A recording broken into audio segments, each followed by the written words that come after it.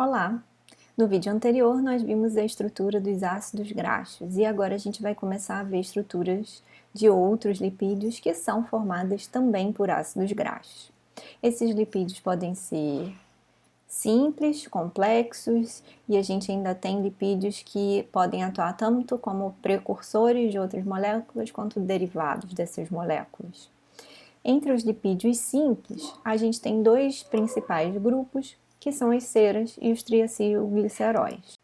As ceras são um grupo formado por ácidos graxos de cadeia longa ligados a álcools de cadeia longa. Essa estrutura, com vários de hidrocarbonetos bastante grandes, faz com que essas moléculas tenham um ponto de fusão bastante alto e sejam bastante hidrofóbicas. Então, estruturas que contêm essas ceras são ao mesmo tempo flexíveis, mas resistentes, repelentes à água, o que confere, por exemplo, resistência à pele de alguns animais, permitem a flutuação de aves, impedem a perda de grande quantidade de água pelas folhas das plantas, formam a estrutura das colmeias em abelha, das colmeias das abelhas. Então, todas essas características são possíveis por conta justamente da estrutura dessas moléculas.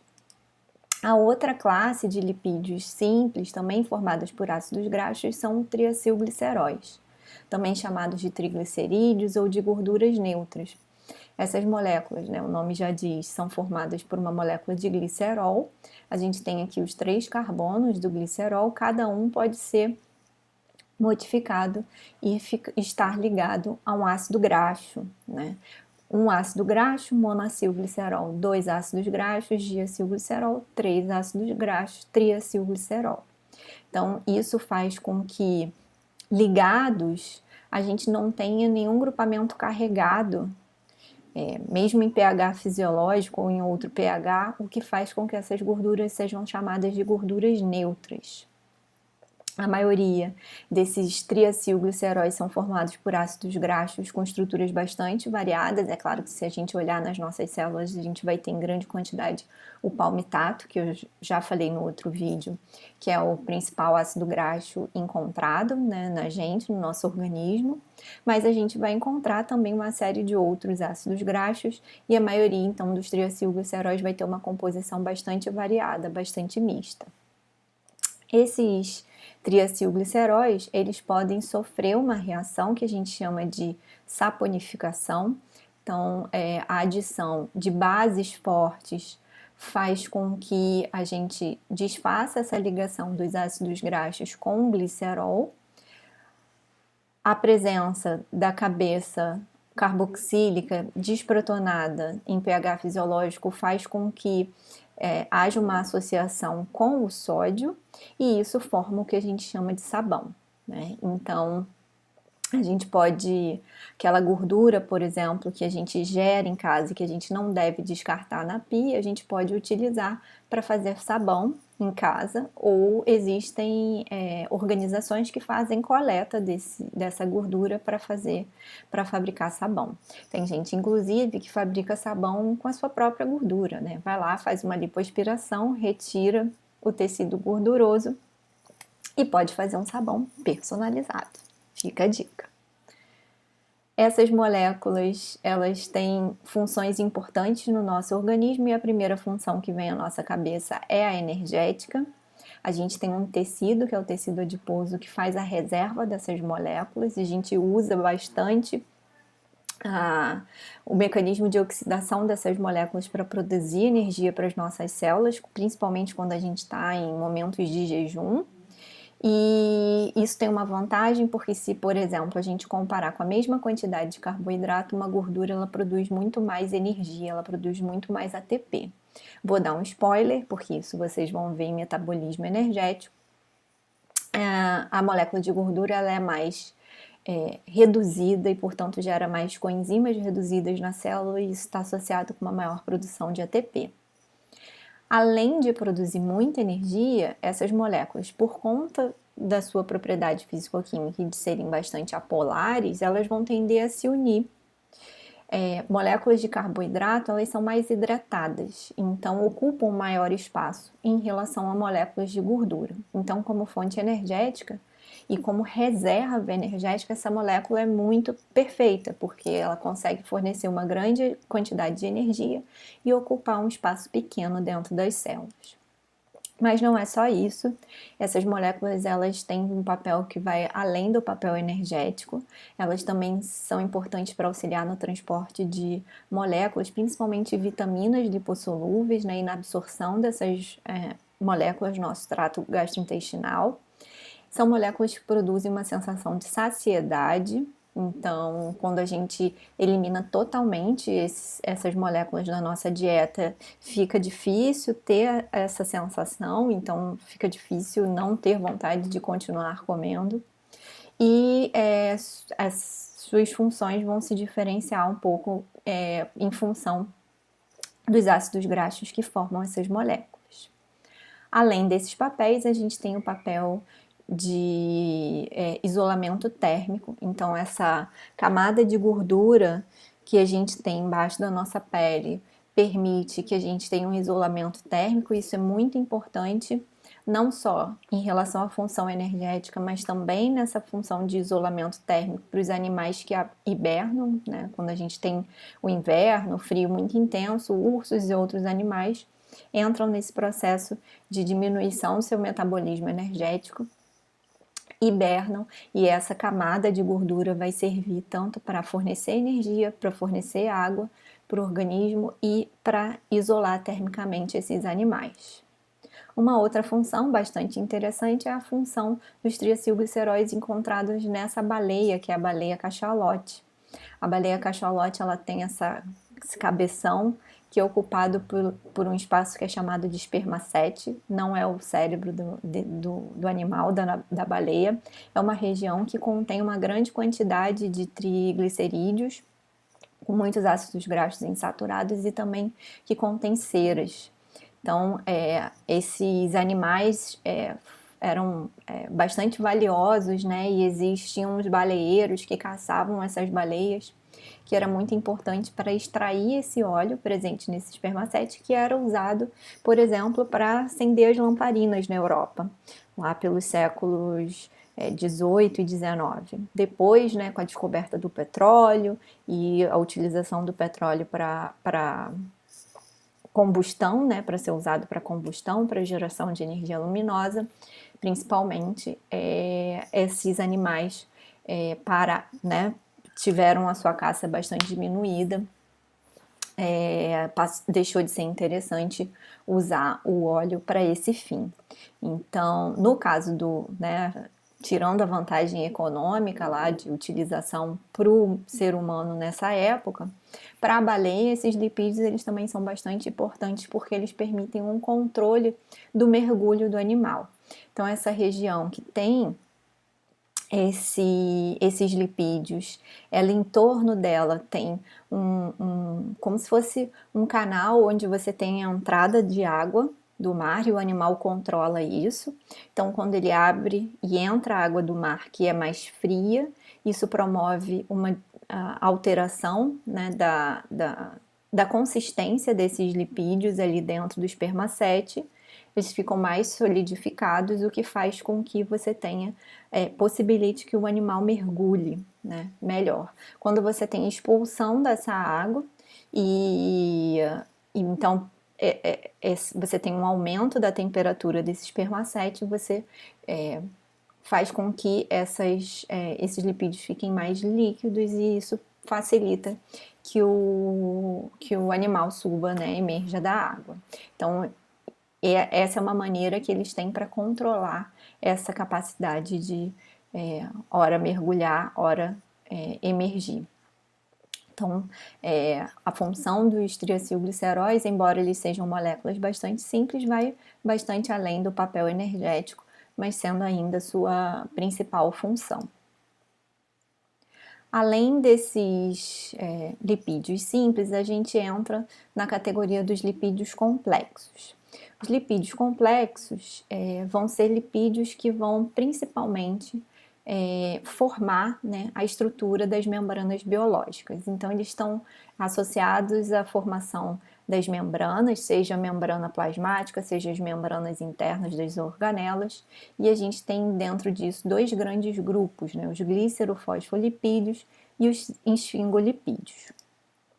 Os glicerofosfolipídios, o nome também já traz para a gente qual seria a estrutura, também são chamados de fosfoglicerídeos, então são moléculas formadas por glicerol, tem um fosfato ali, né, um fósforo ali, e se é lipídio deve ter um ácido graxo, né? Então é mais ou menos essa mesma constituição dessa molécula de glicerofosfolipídio. A gente vai ter a molécula de glicerol ligada, né, em dois carbonos, cada um a uma cadeia de ácido graxo, que pode ter uma estrutura variada também, como a gente viu lá nos triacilgliceróis. E no outro carbono, a gente tem uma ligação com um grupamento fosfato.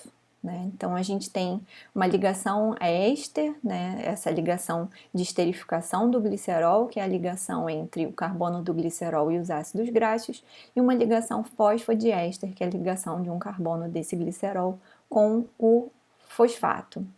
A essa molécula, né, esse fosfato, a gente tem um outro grupamento, pode ter um outro grupamento polar, que vai fazer com que a gente tenha, então, a possibilidade de diferentes estruturas para essas moléculas, certo? Então, um glicerofosfolipídio, ele basicamente vai ter, então, essas duas cadeias de ácido graxo, o glicerol, o fosfato e algum outro substituinte. Esse substituinte pode ser, por exemplo, um hidrogênio, que é o caso do ácido fosfatídico, ele pode ser uma etanolamina, a gente vai formar então um lipídio que é chamado de fosfatidiletanolamina, uma colina, uma serina, um glicerol, enfim, a gente pode ter uma série de outras moléculas que vai fazer com que a gente tenha então diferentes lipídios, né? Então, dependendo da alteração desse grupamento aqui, ligado aqui nessa cabeça, a gente vai ter diferentes tipos de glicerofosfolipídios, tá? Uma coisa importante é que, se a gente retornar aqui, é que quando a gente não tem, né, nenhuma modificação, a gente tem só o grupamento fosfato, essas moléculas são então anfipáticas, né? E a gente vai ter uma carga aqui, nesse caso negativa, e a cauda hidrofóbica desses ácidos graxos. Nesse caso, se eu não tiver nenhuma modificação aqui, eu vou ter uma carga menos 2. Dependendo do que eu substituir, eu posso ter diferentes cargas associadas com essa cabeça polar. Além dos glicerofosfolipídios, a gente tem os esfingolipídios. Essa estrutura, né, dos esfingolipídios apresenta uma molécula que a gente chama de esfingosina. Essa aqui é a esfingosina, ela é um aminoálcool de cadeia longa, né? A gente tem aí uns 18 carbonos, e essa esfingosina ela pode então receber estar ligada a um ácido graxo e a um grupo polar também, ou uma ligação glicosídica, formando o que a gente chama de esfingolipídio. Então, a esfingosina, quando ela está ligada a um ácido graxo, a gente chama essa molécula de ceramida, e essa vai ser a molécula precursora para todos os outros esfingolipídios. Por quê? A gente pode ter mais uma ligação aqui, que vai ser, por exemplo, de um fosfato e uma colina, formando o lipídio que a gente chama de fosfocolina, formando um ácido graxo, formando um fosfolipídio, né, que é encontrado nas membranas celulares, principalmente lá da bainha de mielina, que é a esfingomielina. Então, a gente tem a esfingosina ligada ao ácido graxo, essa aqui seria a porção ceramida, e a gente pode ter um fosfato ligado e por exemplo, uma colina ligada, uma fosfocolina, ou a gente pode ainda ter aqui uma etanolamina ou seja, uma fosfetanolamina, formando essa molécula aqui que é esfingomielina, que vai ser importante para a transmissão saltatória dos neurônios. A gente tem a bainha de mielina formada, então, justamente por uma grande quantidade desse lipídio, e é importante que a gente tenha essa bainha de mielina, porque nessas regiões onde a gente tem esse lipídio, a gente tem um isolamento da passagem do impulso elétrico, e isso faz com que esse impulso seja saltatório, então ele rapidamente atravessa o neurônio, né, do corpo até os terminais do axônio. Se a gente desfaz, se a gente tem uma perda dessa bainha de mielina, por exemplo, essa transmissão do impulso elétrico, ela fica mais lenta, né? É como se você tivesse um maior número de regiões aqui na membrana, né, para despolarizar, então vai levar mais tempo para chegar até o terminal do neurônio, e isso faz com que a gente tenha, então, problemas na transmissão do impulso nervoso. Essa ceramida, ela também pode estar ligada a um mono ou a um oligosacarídeo, e aí a gente vai chamar essa molécula de glicolipídio ou de glicoesfingolipídio, tá? Aqui a gente pode ter um ou mais de um monossacarídeos, né? E mais de um tipo de açúcar, tá? E essas moléculas são bastante importantes para compor, né, as membranas, são muito encontradas na face externa das membranas, formando o que a gente chama de glicocálix, né, essas membranas tão importantes para o reconhecimento celular. Então, glicolipídios, né, ou glicoesfingolipídios têm um papel muito importante nesse reconhecimento celular e molecular, e, por exemplo, são eles que definem o sistema AB0, né, sanguíneo.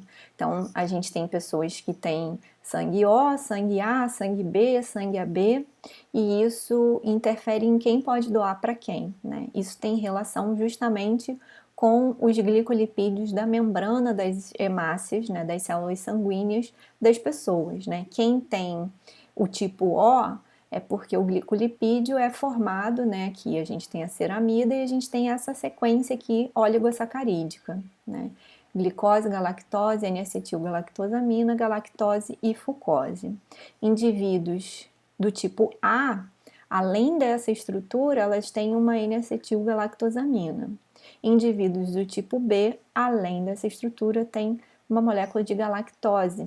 E por isso, o indivíduo que é O, ele é doador universal. Por quê? Essa estrutura existe aqui e existe aqui. Então, o organismo não reconhece como uma coisa estranha. No entanto, indivíduos A não podem receber sangue de indivíduos B e vice-versa. Por quê? Indivíduos B apresentam aqui uma modificação, uma galactose, enquanto A uma N-acetilgalactosamina. Então, isso é estranho para o indivíduo B e isso é estranho para o indivíduo A, e você gera uma reação imunológica, uma resposta imunológica contra essas células. Enquanto que indivíduos AB, eles reconhecem como self, né, como próprio, qualquer uma dessas estruturas. Então, eles são receptores universais. Podem receber de A, B, O, enquanto que o O só pode receber de O, né? Ele é um doador universal, mas ele reconhece todos esses antígenos aqui como estranhos, né? E você desencadeia, então, uma reação. Então, os glicolipídios, eles são bastante importantes nesse reconhecimento. Essa estrutura desses açúcares, né, pode ser bastante variada. Então, se a gente olhar aqui, a gente pode ter di, tri, tetrasacarídeos, oligosacarídeos. O tipo de monossacarídeo pode ser bastante diferente, dependendo dessas estruturas a gente vai ter diferentes tipos de glicolipídios, tá? Mas a estrutura desses açúcares, né, e a importância dessas estruturas e da variação dessas estruturas nesse reconhecimento vai ficar mais claro na aula de carboidratos. Vai ser abordado com maior profundidade na aula de carboidratos. Então, além desses glicolipídios, a gente tem dentro dessa classe de esfingolipídios, ou, né, não ter aqui nenhuma modificação e a gente tem uma ceramida, ou ter uma fosfocolina e a gente ter, por exemplo, lá a esfingomielina, tá certo? Então, esses lipídios, né, eles têm tanto os glicerofosfolipídios quanto, né, as esfingomielinas, eles têm em comum esse grupamento fosfato, né? Então, vamos dizer assim, essas duas classes de lipídios, elas estão dentro também de uma outra classificação que a gente chama de fosfolipídios. Tanto os fosfolipídios, seja glicerofosfolipídios ou esfingomielinas, juntamente com os glicoesfingolipídios, são os principais componentes formadores das membranas plasmáticas e de outras membranas, né, das membranas celulares. Então, esses foram os lipídios simples e os lipídios complexos. A gente vai ver a estrutura desses outros lipídios aqui no próximo vídeo.